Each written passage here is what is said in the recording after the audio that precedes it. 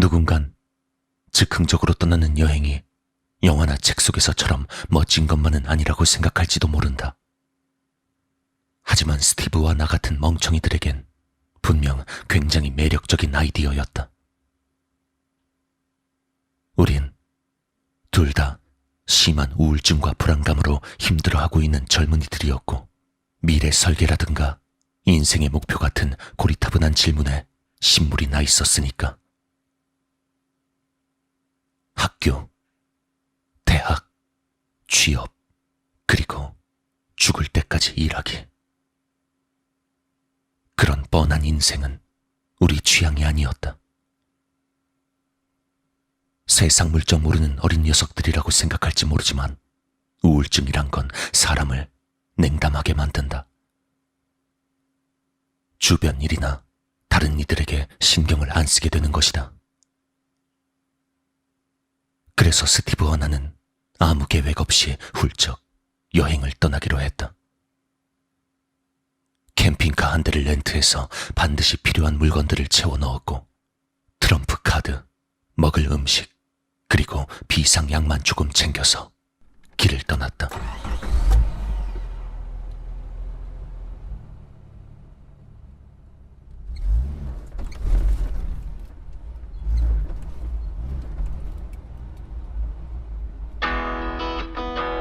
그래, 이게 사는 거지, 이거지.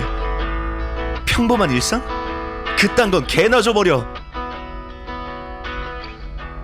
음악을 크게 틀어놓고 시원하게 트인 도로를 질주하는 짜릿함에 난 그렇게 소리쳤다. 어차피 들을 사람도 없었으니 목이 터져라 노래까지 불러댔다. 운전은 당연히 스티브가 맡았다. 난 장롱 면허인데다 호주 출신이었기에 영 감을 잡기가 힘들었으니까. 여행을 하는 동안 우린 21세기의 몽상가이자 예술가였다. 사진도 잔뜩 찍었고 우리만의 작품도 길거리에 남기고, 평소 읽고 싶었던 책들도 전부 다 읽을 수 있었다.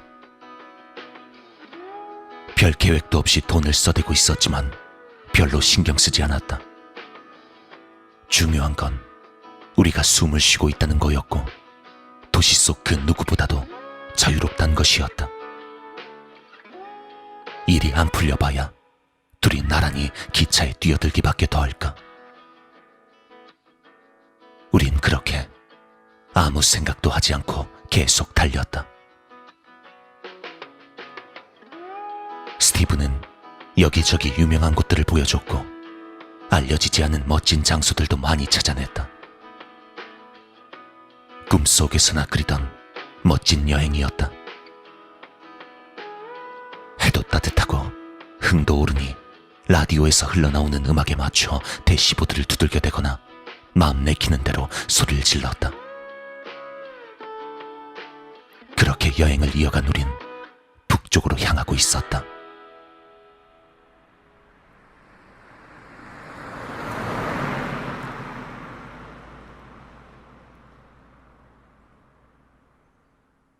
알다시피 호주엔 눈이 안 오다 보니 직접 보고 싶었다.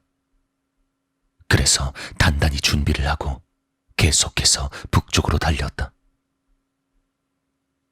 캐나다 국경 근처 어딘가를 지날 때쯤 안개가 자욱하게 끼어있는 인적도 없는 도로를 만나게 되었다. 한참을 달려도 길 양옆으로 난 나무 말고는 도무지 보이는 게 없었다. 그러다 안개 사이로 희미하게 보이는 건물을 발견했다. 주유소 같았는데 그걸 본 스티브는 바로 차를 멈추었다.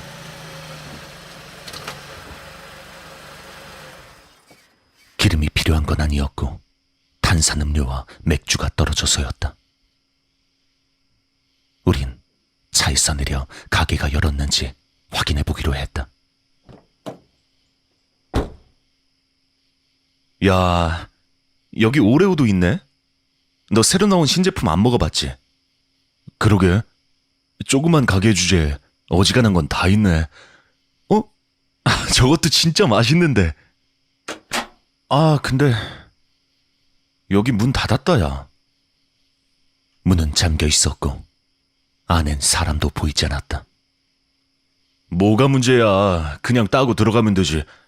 야, 공짜 과자 한번 먹어보고 싶지 않아? 어이없는 대답에 난 고개를 저으며 스티브를 차 쪽으로 잡아 끌었다.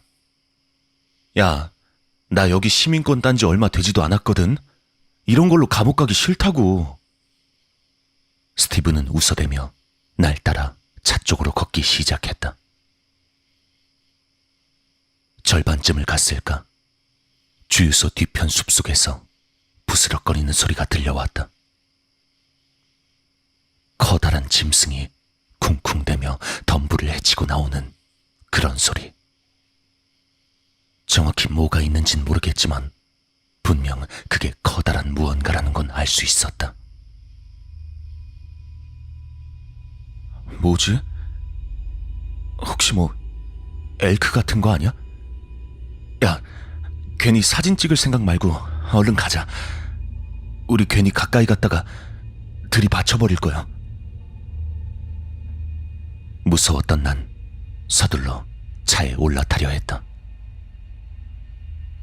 하지만 우리가 움직이기도 전에 그 무언가가 모습을 드러냈다. 그건 사람이었다.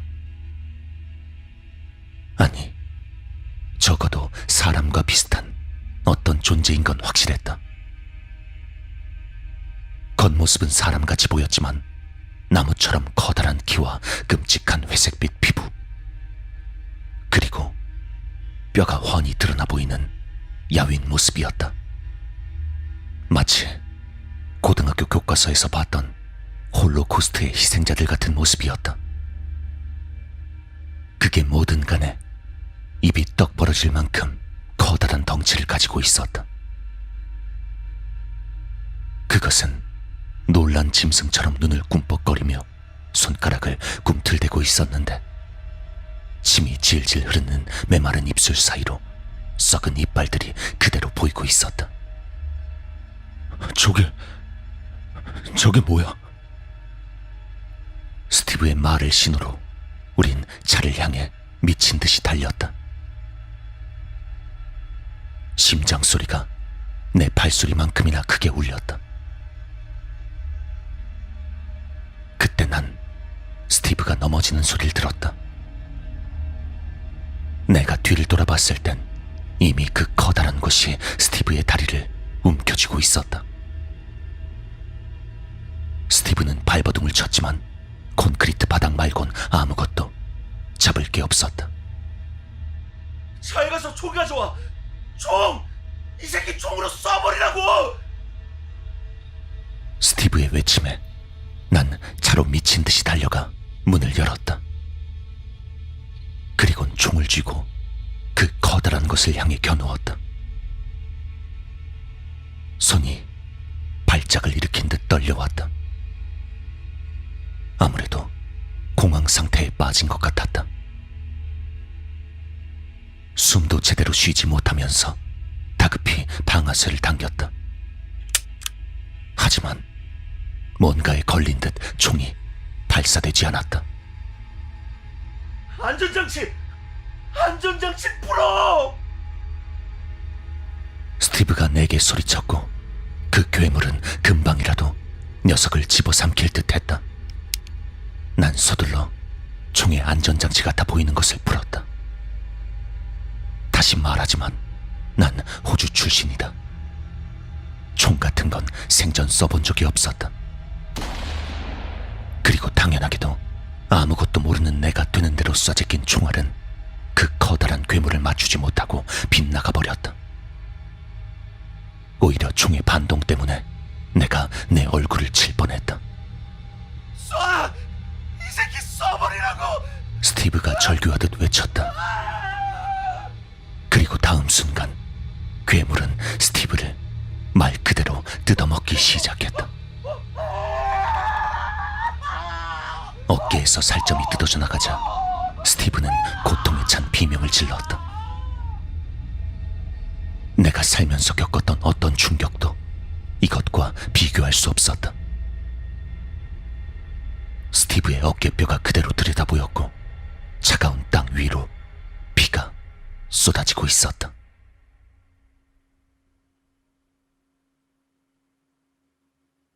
그걸 지켜보는 나는 몸의 감각을 잃어갔고 앞도 보이지 않았다.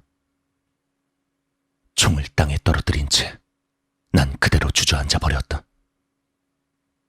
공황장애를 이기지 못한 것이다. 나도 곧 죽을 거란 생각밖엔 들지 않았다.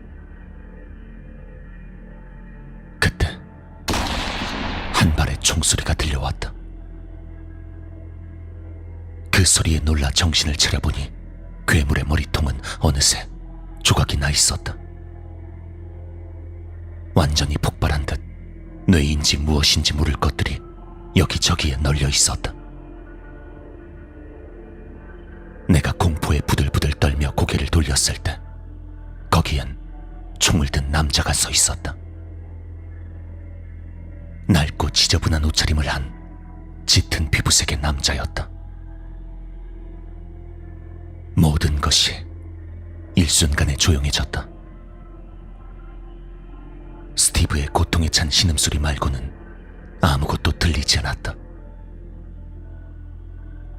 총을 쏜 남자가 이쪽으로 다가왔다. 가까이서 본 그는 원주민인 것 같았다. 여전히 충격에 빠져있던 나는 애써 목소리를 냈다. 도와주세요. 구급차가 필요해요. 내가 다치지 않았다는 걸 확인한 그 남자는 말없이 스티브에게 다가갔다. 그리곤 스티브의 머리에 총을 겨누었다. 지금 뭐 하는 거야? 도와달라니까! 내가 소리쳤다.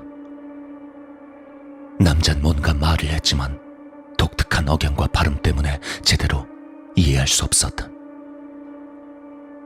내가 알아들을 수 있었던 건 상처와 인디고 그런 뭔지 모를 말이었다. 난 진동하듯 떨리는 몸을 간신히 일으켜 총을 주워들고 남자를 겨누었다. 그 총 치우고 거기서 떨어져. 당장. 남자의 시선이 나를 향했다. 고통인지 분노인지 모를 감정이 그의 눈동자에서 잠시 느껴졌다. 그는 이윽고 아주 천천히 입을 열어 내게 말했다. 웬디고에게선 벗어날 수 없어. 그리곤 그대로 방아쇠를 당겼다. 난 꼼짝도 하지 못하고 그저 그 자리에 서 있었다. 다린 후들거리고 머릿속은 복잡했다. 도저히 이 상황을 받아들일 수가 없었다. 스티브의 자네가 괴물에게서 흘러나온 액체에 섞여들고 있을 때 남자가 담담한 표정으로 내게 다가왔다. 여길 떠나. 당장.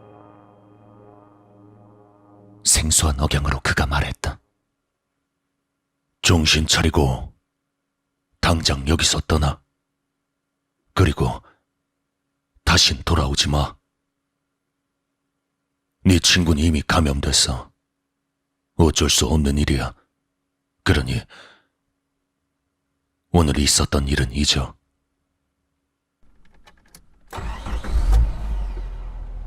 명령하듯 이곳을 떠나려는 남자의 단호한 태도에 난 어쩔 수 없이 차에 올라탔다. 쥐고 있던 총을 옆자리에 대충 던져두고 정말 돌아보지 않고 미친 듯이 달렸다. 운전대를 잡은 두 손이 떨리고 머린 어질어질했지만 그저 엑셀만 밟았다. 그렇게 어디로 가는지도 모르는 채 미친 듯이 달리고 또 달렸다.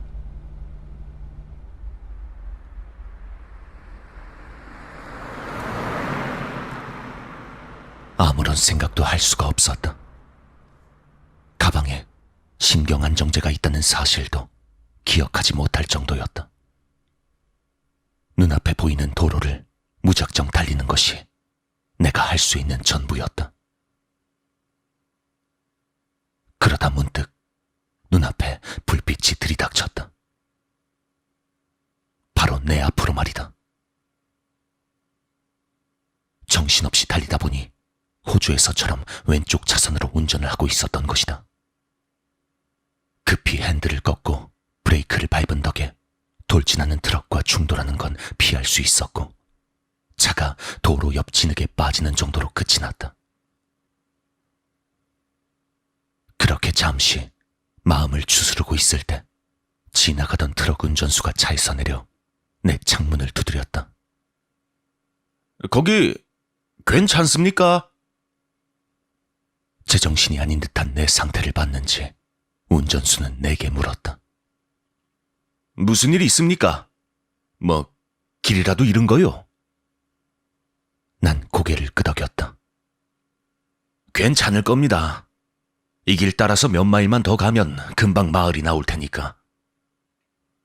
난 또 고개를 끄덕였지만 여전히 아무런 말도 하지 못했다. 트럭 운전수는 나를 달래듯 웃으며 말을 이었다. 다 괜찮을 거요, 젊은 양반. 그냥 쭉 달려요. 물론 제대로 된 차선으로 말이요. 트럭 운전수가 떠나고 난 좀 더 용기를 내기로 했다. 내가 어떤 주에 있는지도 몰랐지만 난 그저 길만 잃은 게 아니었다. 난 가장 친한 친구를 잃었다. 난 스티브를 잃었다. 그는, 내 친구는 내 전부였는데. 그런 그 아이를 잃어버렸다. 스티브를 잃어버렸다.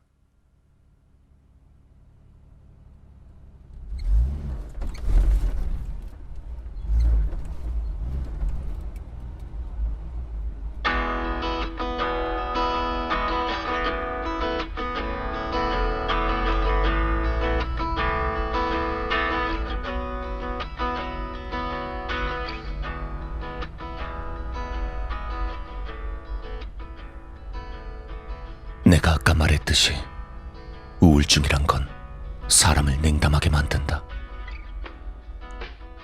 그리고 죽음이 더 이상 무섭게 느껴지지 않게 만든다.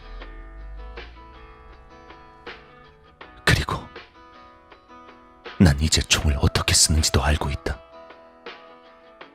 그러니 아무 문제 없었다.